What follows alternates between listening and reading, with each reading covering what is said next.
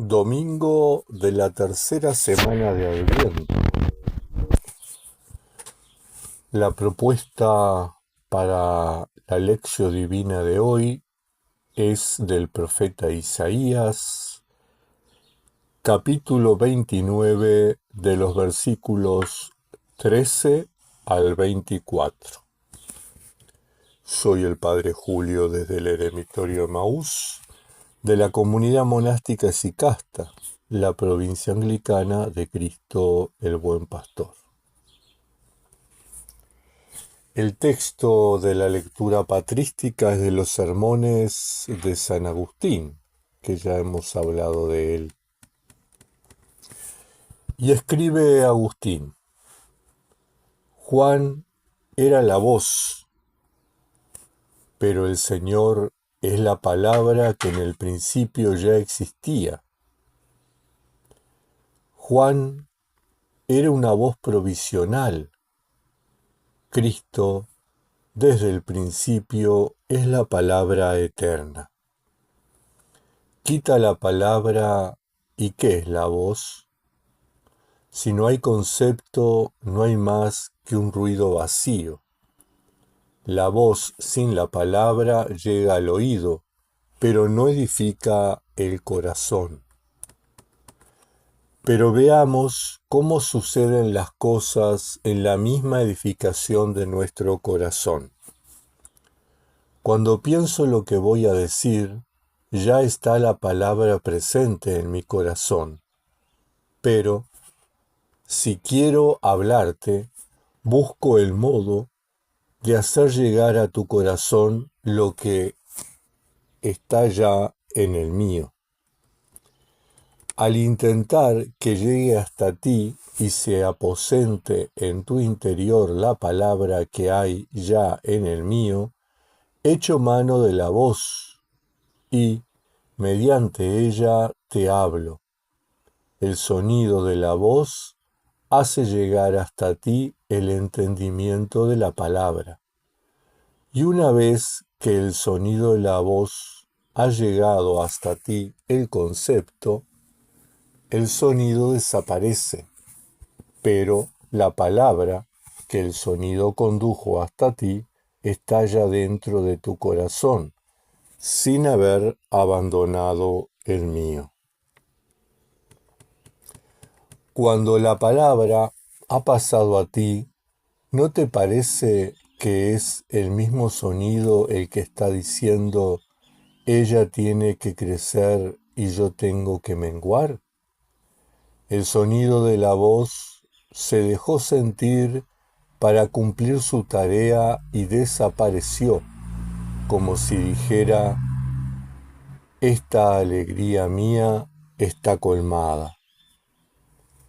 Retengamos la palabra, no perdamos la palabra concebida en la médula del alma. ¿Quieres ver cómo pasa la voz mientras que la divinidad de la palabra permanece? ¿Qué ha sido del bautismo de Juan? Cumplió su misión y desapareció. Ahora, el que se frecuenta es el bautismo de Cristo. Todos nosotros creemos en Cristo, esperamos la salvación de Cristo. Esto es lo que la voz hizo resonar. Y precisamente porque resulta difícil distinguir la palabra de la voz, tomaron a Juan por el Mesías. La voz fue confundida con la palabra, pero la voz se reconoció a sí misma para no ofender a la palabra.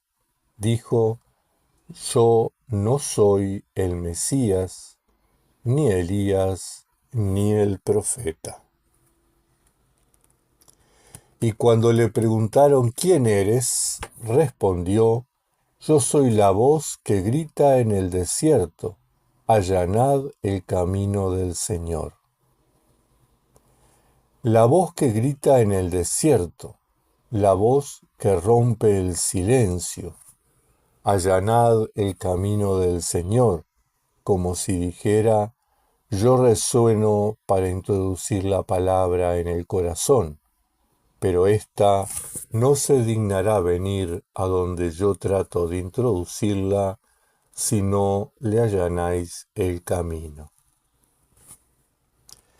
¿Qué quiere decir allanad el camino sino suplicad debidamente? ¿Qué significa allanad el camino sino pensad con humildad? Aprended del mismo Juan un ejemplo de humildad.